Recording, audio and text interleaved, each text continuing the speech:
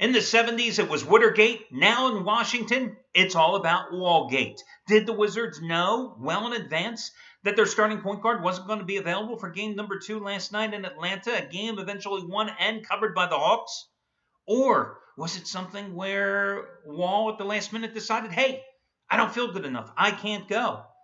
But then you read the stories and you see that Randy Whitman was quoted as saying about 90 minutes before tip-off last night that everyone was available and he wasn't considering sitting Wall.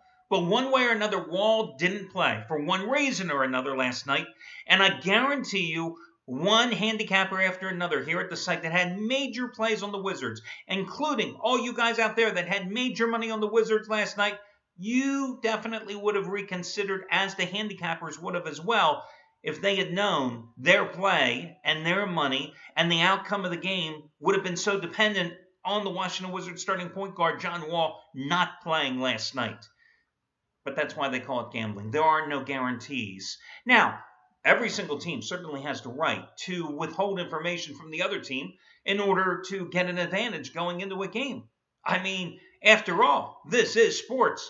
But just taking a quick sidebar step here for just a moment makes you wonder why the NFL releases that injury report, right? And updates it throughout the week. And why the NFL is so critical of teams when they try to hide a player or don't accurately report the health of a player. Because, of course, that injury information is so vital for, who does it benefit? Fantasy players? Gamblers? I mean, seriously? Do gamblers use that injury report information? Nah, you're kidding me, right? But yesterday, it sucked if you were on the Wizards. So, let me tell you something. You know, much like what's going on in Vegas and in California, where there have been some class action lawsuits already filed against Manny Pacquiao's camp, the boxer, promoters, etc., because of the failure to publicly disclose the fact that he was fighting with a major shoulder injury, which subsequently turned out to be a rotator cuff injury, which he's undergoing surgery for, and that will probably keep him out of the ring for 6 to 12 months. Making the fight of the century, perhaps the fraud of the century.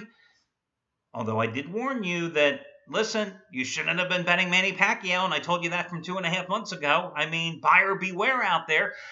A lot of the handicappers here already have texted me they'd like to file a class action lawsuit regarding John Wall's absence last night. But, I mean, that sucks. I've been on the losing end of those games where you make a play based on a particular player playing, whether it's a quarterback, whether it's a starting point guard, whether it's the leading scorer of the team, and for one reason or another, suddenly that player isn't there. But the reality is, again, every single thing that we do in this gambling thing that we love, it's a 50-50 proposition. And I can tell you for a fact that many games where I have made a wager on or against a particular team based on whether or not that star quarterback, leading scorer, starting point guard would be playing, I've probably won as many as I've lost over the years, because sometimes the team wins anyway. Sometimes the replacement comes in and does a great job. Listen, last night, if I had told you that John Wall would sit out, but his replacement, Ramon Sessions, would have a team leading 21 points, you probably still would have bet on the Wizards last night. The situation, however, that was really is in hand here is, would Washington have only been looking at a 6-point number as a dog last night? Would the Wizards' number have been inflated if Vegas and everybody else knew that Wall wasn't playing? And perhaps would you have had a better chance of covering that game? Or if you had known the information in advance, would you have stayed away from the game altogether? And again, it's gambling. It's 50-50, and hate to say it, but those are the breaks in the game.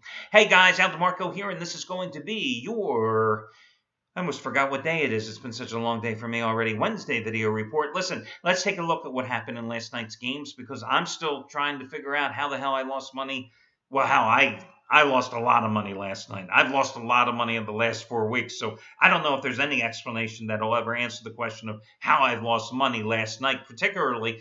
But the Warriors losing at home, wasn't that a head-scratcher as well? So first, let's review last night's game, and then I'll get to a free pick for tonight's game between Chicago and Cleveland as well. But first of all, Hawks were up 7 at halftime. They were up by 5 into the fourth quarter, but then They took that 26-15 advantage in the fourth, and that translated to a 16-point win, and that got them the cover in that game last night, thanks in large part to a game-closing, game-ending 11-2 roll.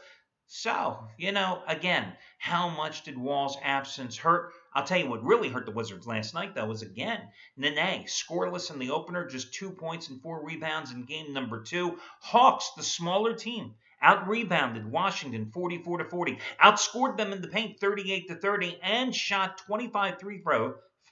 Say that 3 times quickly. 25 free throws, and hit 22 of them versus just 14 free throw attempts for the bigger, more physical Wizards. Now, granted, when you're on the road, you're not going to get as many whistles. That's just the way of life. You know that as well as I do. But when you're the bigger team, you have depth in the starting, or height in the starting lineup. You've got height coming off the bench. You got to get to the line. I don't care where you're playing. More than just, 14 times. And there's just no reason that your opponent, even though they're playing at home, the smaller team got to the line 11 more times than you do. The other thing that hurt Washington last night, 16 turnovers in the game. And believe me, it wasn't Ramon Sessions committing, 17 of those turnovers. No. It was just as a team, the Wizards were just very sloppy. Let's take a look at Golden State. I mean, listen, the Warriors had won 21 straight at home, okay? They were 42-2 at home this season, and they lost outright. What happened? 39 points in the first half. That's usually a bad first quarter for the Warriors, right? 39 points. That's just the second time this season they've been held under 40 points in the first half. I mean, Grizzlies scored the final 9 points of the second quarter to take a 50-39 lead at halftime. That's all she wrote. Mike Connolly pulled his best Willis Reed impression. People are going, I'm sure some of you out there that are younger going, and believe me, I barely remember that whole Willis Reed thing. People are going, what's he talking about? Willis Reed imitation? But anyway, Mike Conley, just 8 days removed from that facial surgery, wearing a mask. Great game. 8 for 12, 22 points, 27 minutes. Zach Randolph, Marc Gasol, who statistically had good games in the box score in game number 1. Well, they had good games in game number 2 statistically as well. 35 points and 10 rebounds. But listen, the Warriors shot themselves in the foot. I'm sure they missed the first couple of tries, too, when they tried to shoot themselves in the foot as well last night. Overall, they shot just 41.9% in the game, compared to 50.9% in game number 1, okay? Also, they went 13 for 28 from three-point range in game number 1, but in game number 2 last night, they missed 20 of 26 three-pointers. They also committed 20 turnovers in the game. So listen, yes, the Grizzlies won that game. But in reality, the Warriors let them win that game. Sloppy play, poor shooting, just a bad game all around for the Warriors as that series goes back to Memphis tied at 1 game apiece.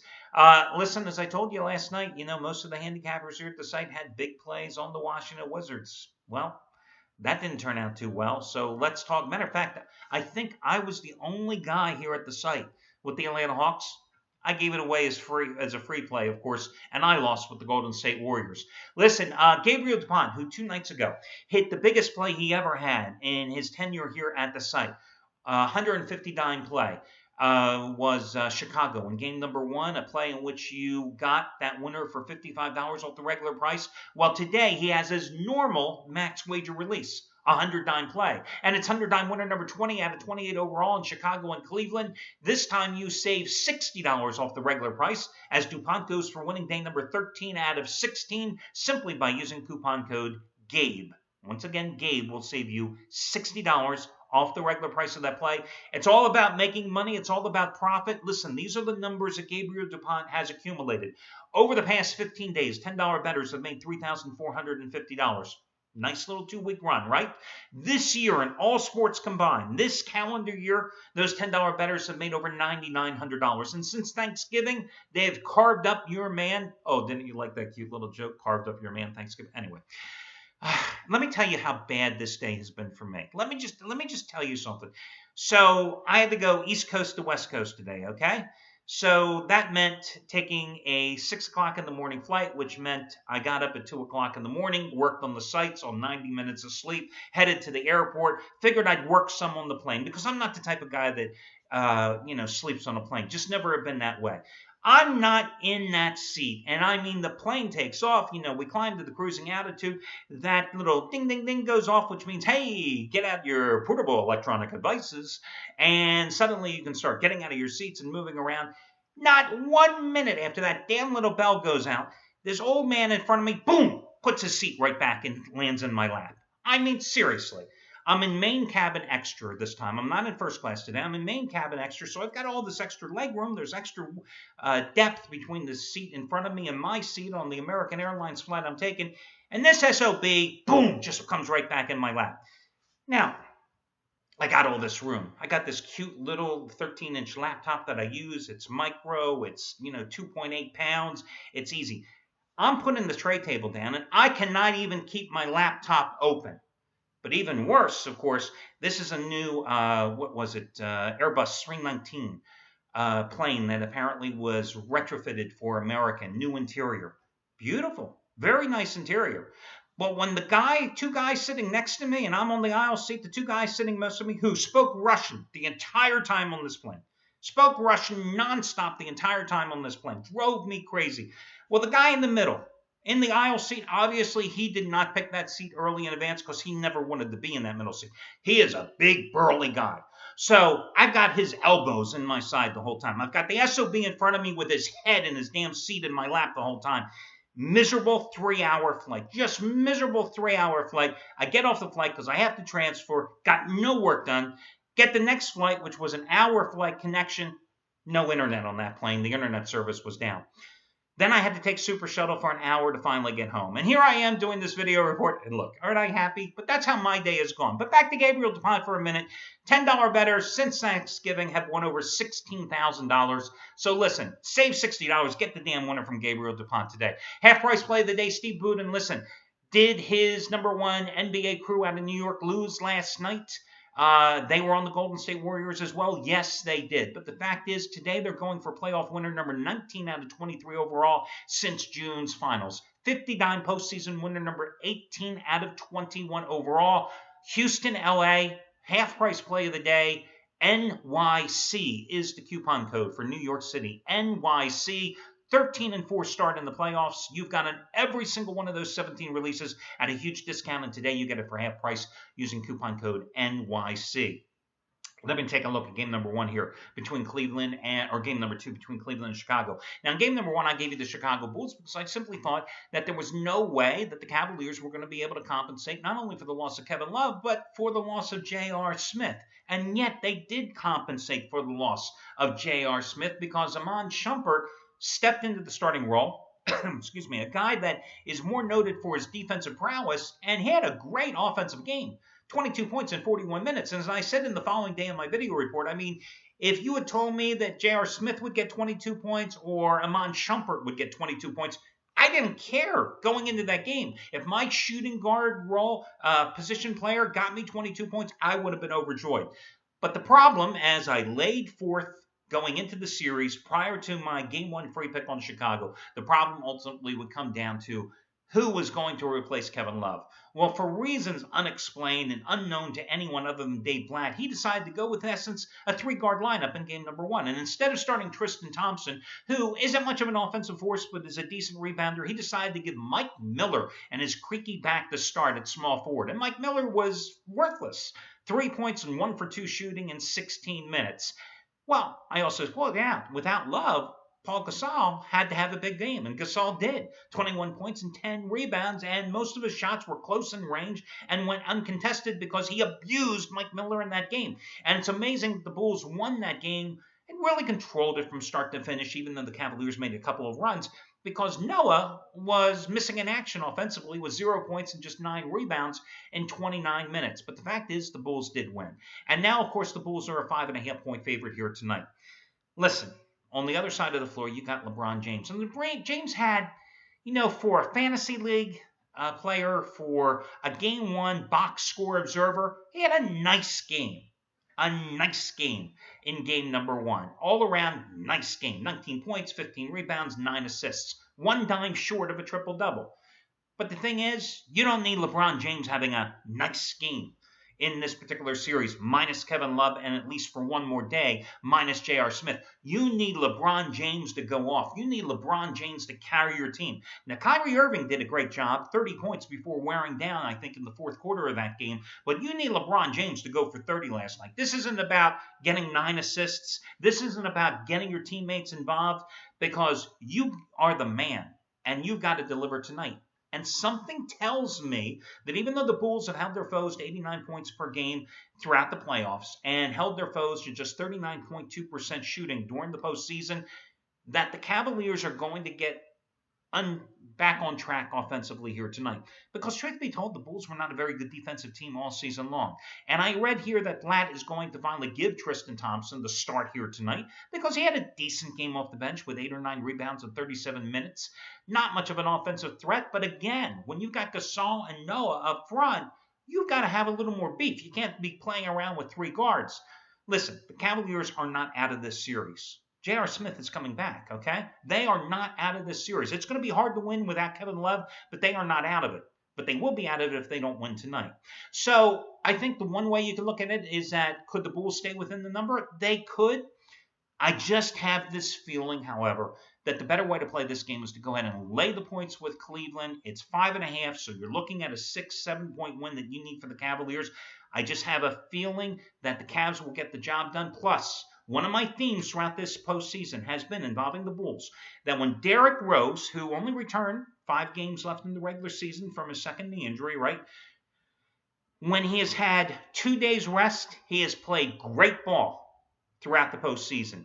On 1 day's rest, he has struggled. He has not been able to put back-to-back consistent games throughout the postseason. And again, it's not really a surprise considering he only returned with 5 games to go in the regular season. And Rose had a magnificent game in number 1. 11 for 26 for 25 points. Suffered a shoulder stinger late in the first game, but says he will play tonight. But the fact is, it's not the shoulder that bothers me. It's whether or not his knee is going to be able to stand up to the pounding it's going to take here, again, with just 1 day's rest. So I'm going to go with Cleveland, and that's going to be your free play. That'll do it, guys. Best of luck to y'all, and I will talk. And by the way, did you like that opening line? That was just off at the beginning of this report, Woodergate, Wallgate. It's amazing the stuff that I come up with no sleep sometimes on these video reports, and you put up listening too. That'll do it. Best of luck to y'all, and I'll catch you again tomorrow when we do this one more time.